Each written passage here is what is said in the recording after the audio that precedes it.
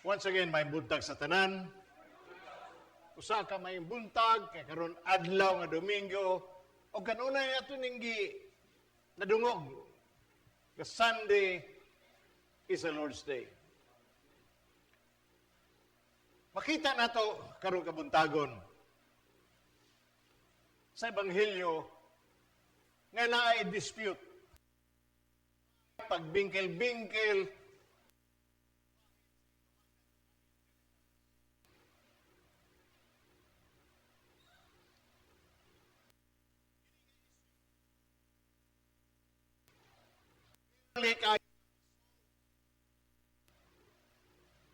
kay labot mo entra. Meeting between brothers and sisters in the family. Sa mga igsoon may problema. It can easily settled. But the third party, kung puro mo lalaki, pasaan mo lalaki,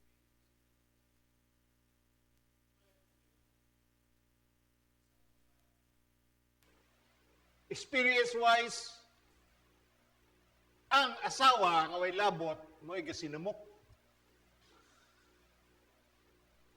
Mo nang ang inheritance, miski si Jesus, dili maghusay sa duha ka, sambingin nato wala siya maghusay sa duha ka, magigsuon.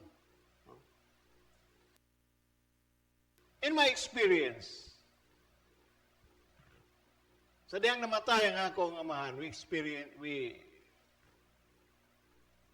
meeting. Exclusive sa mga anak lang. Uno mi kabuok. Kini nga office pa mong gigamit, mga bot ako magisuon. Nasay nangabot ilang mga alalay. So pagtawag na ako nga ugsugod na tag meeting. So sulod na na ini sulod. Di man sila makasulti, wa kay labot. Paghuwat dito sa gawas. Na mga grupo nga gusto nila nga makig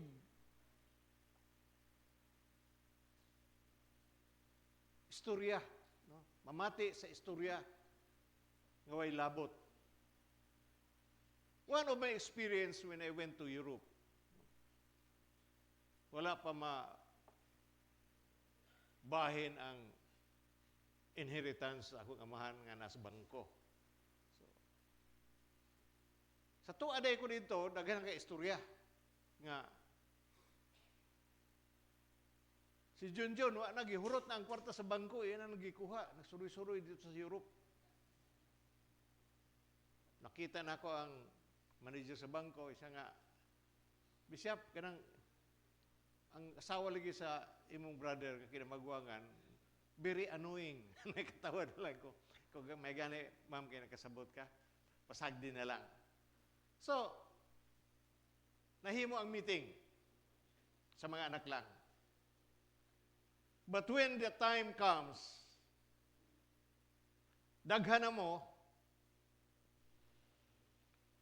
intra.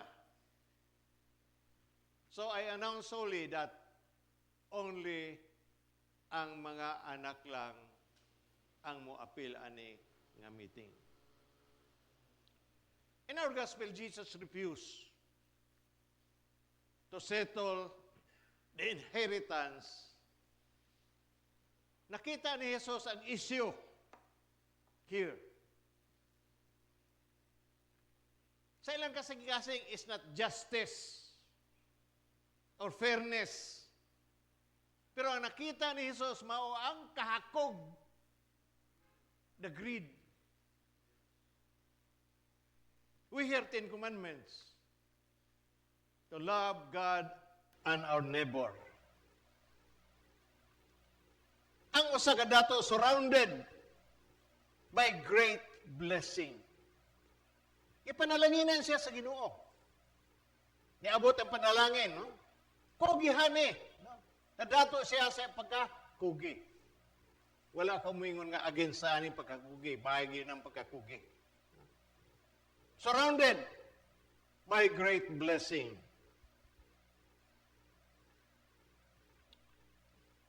Nakaduwa ko usahay sa mga tao nga nag-ingon.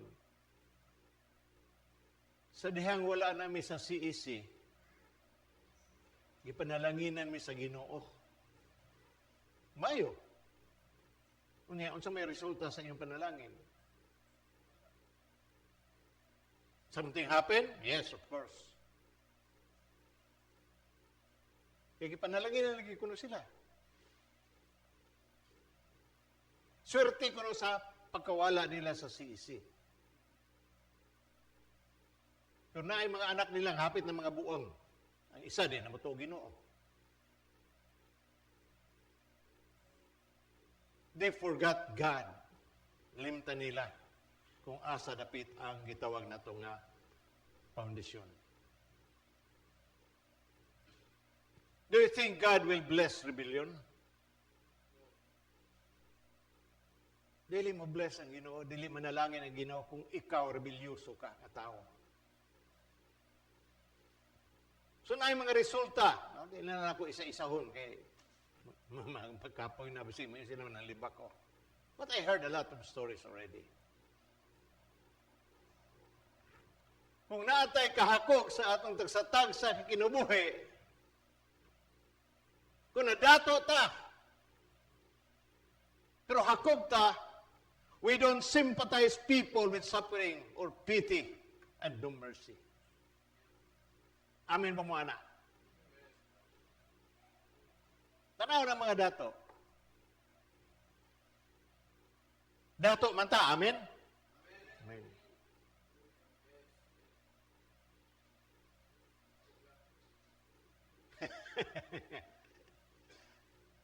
Sa ako nag-ingon, if we have greed in our lives, we don't sympathize people with suffering and no pity and no mercy.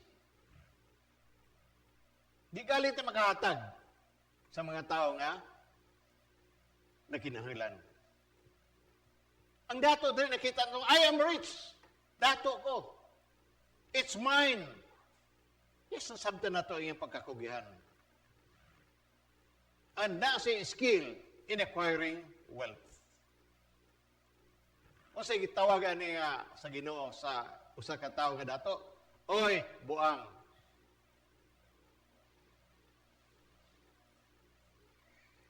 Now,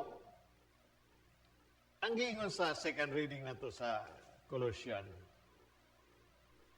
chapter 3.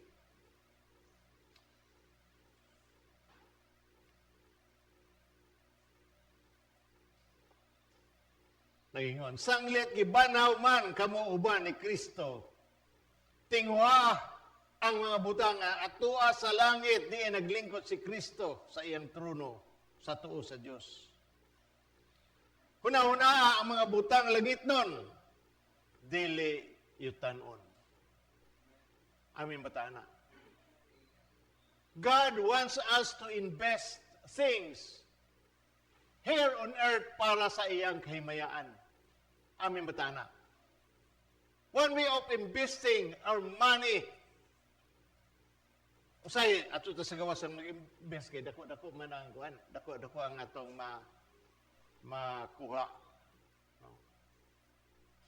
Pero sa Ginoo usay lisod kay nato nga sabton. If we invest in the kingdom of God, God will bless us 30, 60, and 100-fold in return. Usahay di ta katuwa na.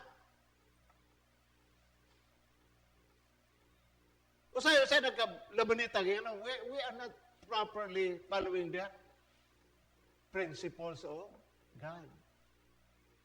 It is through our giving that we will receive aming batana. Ayaw i-start sa, kung gisod sa imo, ayaw i-start og dako. I-start ka piso. Danghan kayo sige surun-surun niya ang itong piso. Mubaking lang ka sa parkingan up. Nanay mag-ana-ana. Usay maulit ko, pero ako gabot tagaan. Kay Looy pod. Mercy. So, industrious kugihan. Kita mga kugihan tanga tao, aming batana. Ang gabi, himo na itong adlaw. Ang adlaw, himo na itong gabi. Ang gabi, himo na si Ginoo para matulog ta, amin bataana. But we violate the principles of God. Kaya wala lain trabaho kundi magbilasyon. Ang atong lawas, gihimo para ana. Now, I'm not condemning those people na nasa internet, nga nabuntagan mo. Pero be careful with your life. Kung pwede lang, pagtigo mo. Para mahawas mo anang mga sitwasyon na. Kasi tawag din nga dato, buang. Unya, misigulit sus kanila, ni nga simbingay, dehe usaka dato, nga mayuta, nga maayong abot. Na malandog siya, wala ako kabutanan sa tanan na akong abot. Unsa may angay na akong buhaton. Daghano ta siya angay nga matabangan.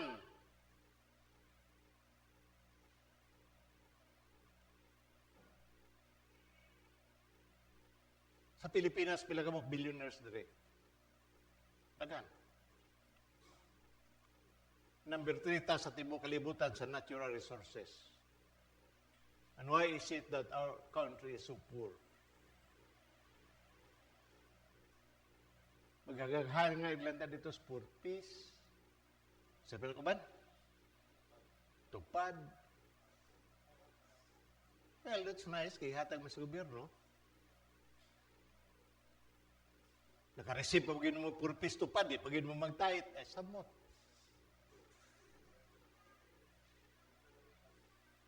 Kuhain na in everything. Ako nagmimo magagas sa mga pare. Gusto na ako experience, ma-share na ako. Usahay, mahatag sila sa ilang church tithe. Sama man ako ng church tithe, kaya di man ako makuha. Pasa gihapon ako na dito sa Patriarch's office. Ikaw gi-require biyata kung unsa ang personal nga madawat ninyo, personally, maghatag inyong ikapulo sa inyong obispo. Pari lang na nga na work, wala labot ang dikon pa na. Kung dikon ka naghawid kag mission, then I require you to give tithes. Sa lisod. Kita na ko, lisod. So nagmemo ko. Kini personal nga experience for me. Sa'yo mahugtag tag kwarta. When I went to Cagayan, Thursday. Friday.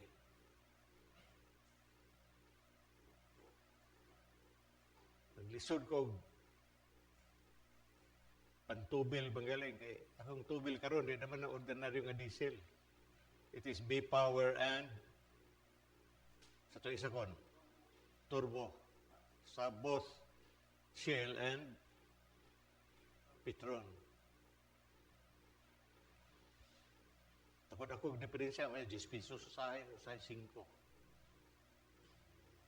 Pero gituyo na ako na obserbahan ako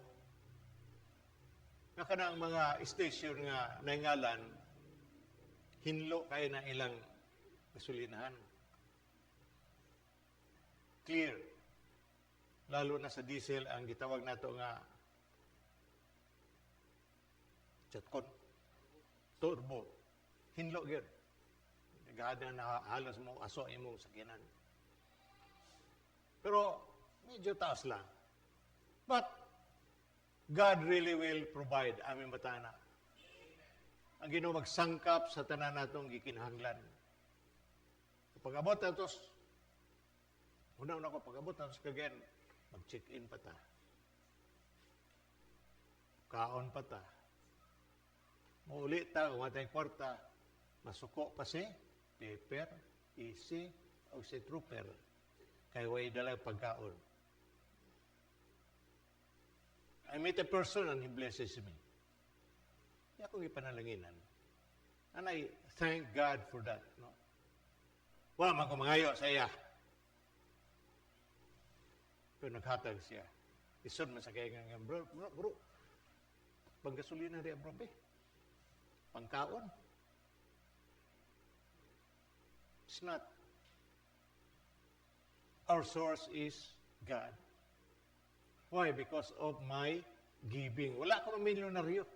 Isang ko gusto, anak, kaya basig, mabalitok ang utok. Di na sa kumusimba. So careful lang gihapon ta dana. So sa akong gibasa ngayon, una-una mga butang langit nun. Dili ang yutan-on. Kay mamatay na kamo og ang inyong kinabuhi natago uban ni Kristo diha sa Dios. Ang matuod niyo kinabuhi mao si Kristo og inig pakita niya makita usab uban kaniya nga moambit sa iyang himaya. Patya ninyo ang mga kailibog sa kalibutan nga ana sama sa mga lawas nun, paghigilawas, kalawayan, kaulag, dautan, kailibgon o kakog. Mao'y usa kapaagi sa pagsimba og Diyos. Kay moabot ang kapungot sa Dios ngadto sa mga tao nga nagbuhat niini mga butanga. We have to think heavenly things. Investment-wise, mo invest ko ta diha sa Ginoo. Sa ako nagingon, it will return to us 30 or 60-fold in return. O sa may, before that, the rich man, nawala ang iyang panghuna-huna or capacity to the concern of other people and especially to God. O sa may leksyon nga gihatag sa aton Jesus in using material possession. It is in giving that we receive. Those who are rich towards God, kung kita itong dato diya sa Ginoo, receive ample rewards, not only in this life, but in eternity as well. Dili lang na yung kinabuhi ang dito sa taas. Kasi pagkamatay, bayan nato, kung yung San Pedro, sulod. Amang tadipit, Senyor Pedro, asamang akong mansyon. Sa to asunahan, kiniday. Dili ka diha, dito rin mo unahan to, dito. Pag abot dito, ningon na San Pedro, dari ka.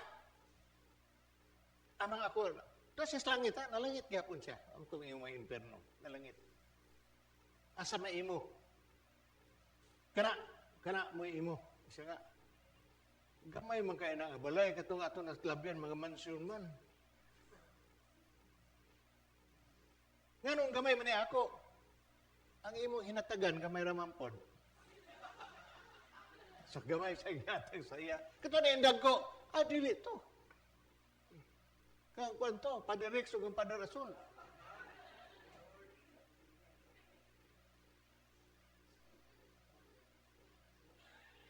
Those who are rich towards God receive ample rewards not only in this life, but in eternity as well. The question is, where is your treasure? Jesus proves our heart. Treasure has a special connection to the heart. And place desire and longing and place where of will and focus. The question, do you treasure God above all? Usay ang kapobrehon moabot sa ato. Pero dili ta mabalaka if we are faithful. Wa man mo ingon ang Ginoo nga huruton natong hatag. Di ba? Wala. Siguro lang sa kasing-kasing nato. Si Bujik, nagsuldo man eh. Bujik, nagsuldo ka na? Di siya matingog. kamulo mo dito sa Kristi ba? Jake! Sabi niya, nagsulo ka na, Jake! Sa mga Jake, hindi magagsulti. Sweldo na bisa, 7 na kaadlaw. Ako lagi. Pa mag-ingon-ingon, mangayaw, unin mo. Nagutan na lang ko ba?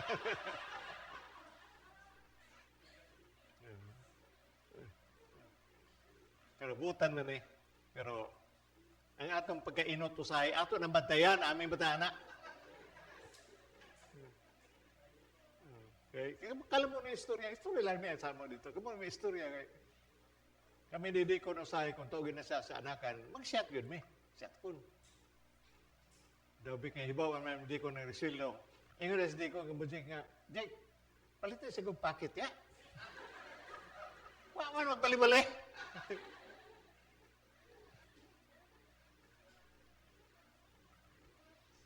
Ko nga, pagwali ko niya, Jake, pamati ha.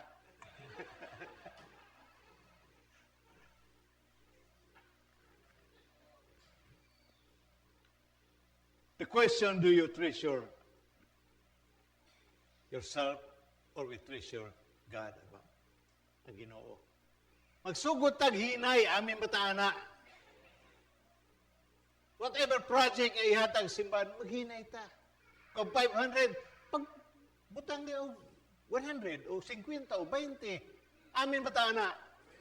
It is a process for us. Maghinay-hinay ta, kaya rumakuha na itong simbahan. Kaya matiguan yung kalit si Padre Rasola na mutabang punta. No? Maghimor ako schedule nga mag-meeting ang tanan mga lalaki. 12 pas nga mahimo na to ang kural aming batana. Kaya kung di ta mutabang tanan, sa mahimo na to. We should work. We should understand. Dili mata kay kada adlaw pahina man natong gihimo ani aming batana. Na mas Victor. Siya may engineer, siya foreman dito. Unya di pagina mutungan na dito, di pagyuta manunga. We must help. Kung dili ta makaamot ang atong effort, pagmasa og semento, pag atong himuon. It is through our giving. Nagani mga batanon diri nga mo abroad. Ako magpragani istorya. Na-bless mo ka sa church, ay kalimo sa imong tithe, ha? Imong tithe, dili man na ako para simbahan for the project of the church. Ana lang kita. Giver ta, pero dili na kwaon tanan sa Ginoo. But what's settle ang ihatag sa Ginoo sa atong kasing-kasing. Ayaw mo condemn. But we have to begin first. Dili ta nga mga tao nga para sa ning dato nga hakog. Why na pala? Namatay na lang siya. Mura gihapon, namatay. Daghang kay katigyan, namatay. Mura gihapon, ang gisakyan is Starix.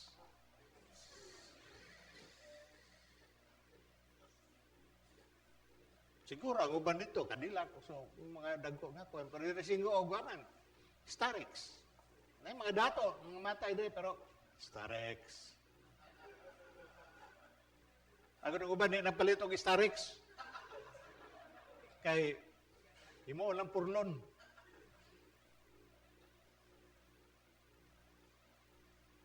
Treasure in heaven para sa atong sitwasyon karon and for eternity. Amen, batana. We have to trust God in everything. Okay na Ebanghelyo, sa ngalan samahan sa Anak, sa Espiritu Santo. Amen.